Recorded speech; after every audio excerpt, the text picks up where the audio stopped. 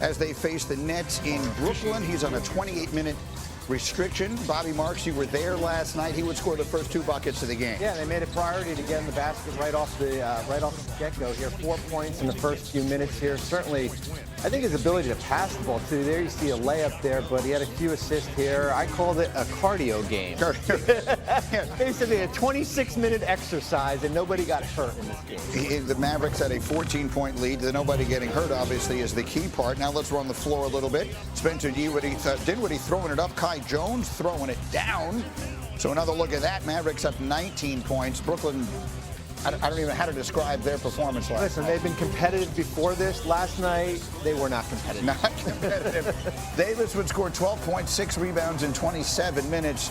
And the Mavericks are going to win it 120-101. Time for our expert review, which is brought to you by Tax Act. What were your thoughts, Bobby, as one who has worked in teams' front offices and all the rest of that? Just on the principle of, I think a lot of people in America saw that yesterday. Anthony Davis coming back and thought, well, why exactly? Well, what was your reaction? what people are equating it to is from 2 years ago. Remember when they shut Luka and Kyrie down at the end of the year to jockey themselves to get a lottery pick? I think they're still going to get a lottery pick.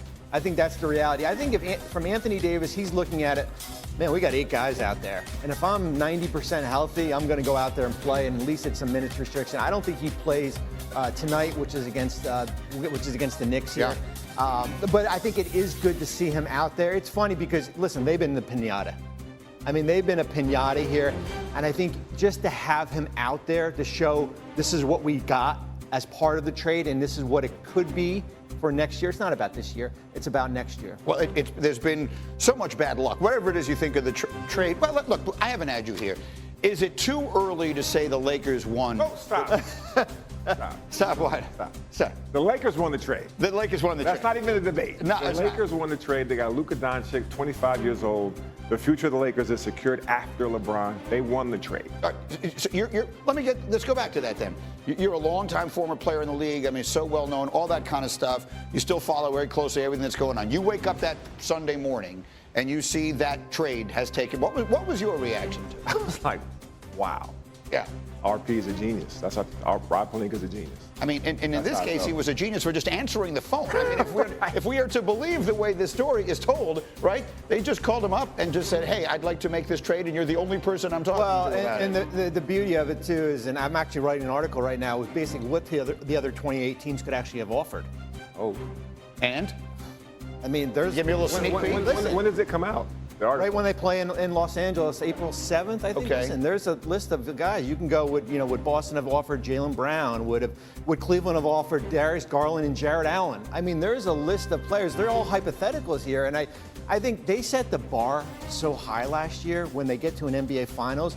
And then you trade a 25-year-old generational player, and now they're just competing to get into the play-in.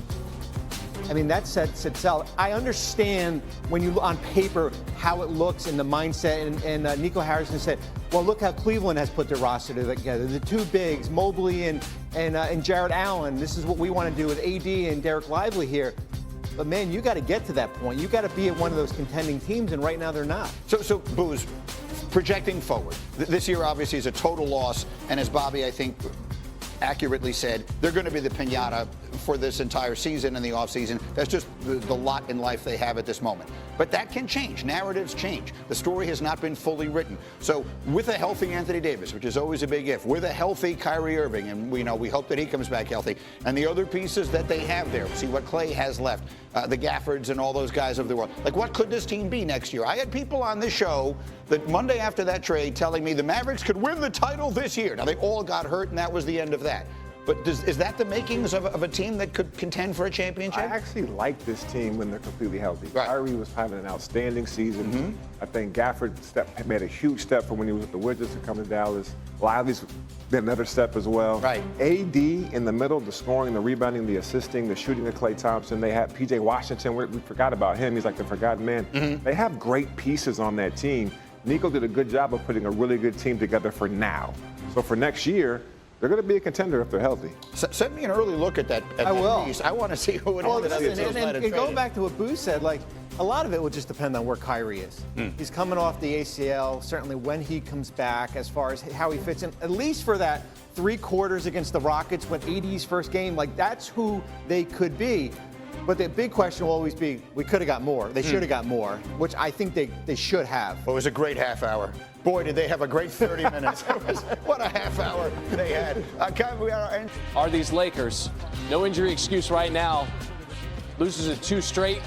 Paolo Banchero going to make sure it is 3 in a row for LA. Banchero goes for 30. He's averaging 29.6 since the All-Star game. That's second best in the league. Here's what Luka had to say. I think we just got to look back at the way we play on that 8-game winning streak. We're physical. We play hell of a defense. And I think we just got a little bit satisfied, so we can't afford that right now. 118-106 the final there. Bucks and Suns rematch in the finals a few years ago. Devin Booker, game tied at 106. Finds space, finds a nylon. It was a game winner for D-Book. He had 19 points, 12 dimes. Suns 108-106.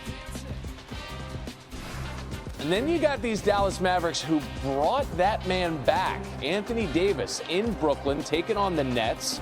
Played his first game in 6 weeks. He was on a minutes restriction.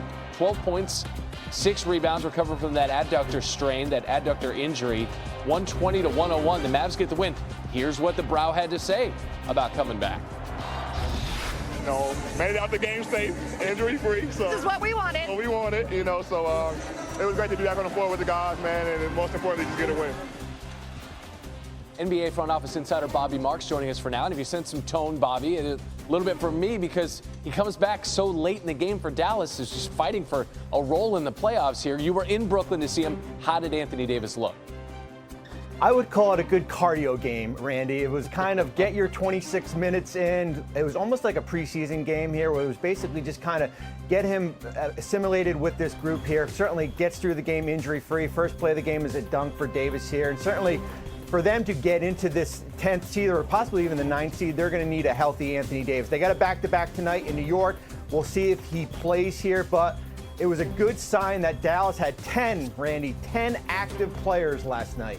Yeah, I mean, that's all they're looking for is a healthy enough rotation here. But what does it mean realistically for their playoff hopes?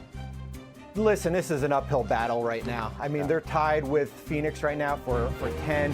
They potentially could get to 9, but you would have to win 2 play-in games. You would have to beat either Phoenix and certainly the Clippers in Minnesota, and then you would have to face Oklahoma City in the first round. So it is some tough sledding, but I think the goal certainly is to try to get into that play-in and see where it happens from there. Lakers have lost 3 straight. Meanwhile, you speak of the playoffs. They're in the postseason, the Lakers are. But what concerns you about this 3-game skid?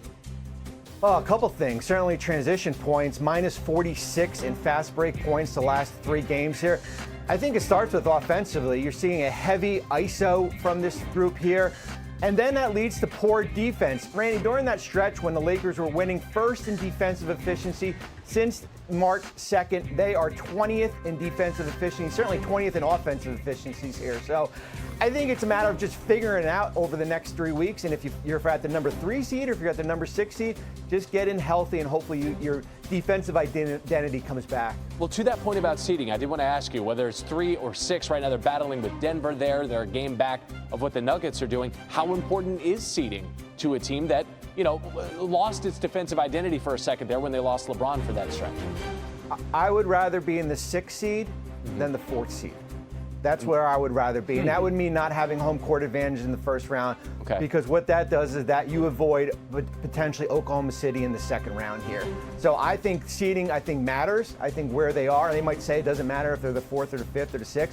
But I do think you could basically put all 4 or 5 teams in a hat, pick one out, and one of those might come out and play Oklahoma City here because they are so bunched up together. It's interesting that seeding matters, but home court doesn't necessarily. Keep that in mind as we listen to Bobby Marks.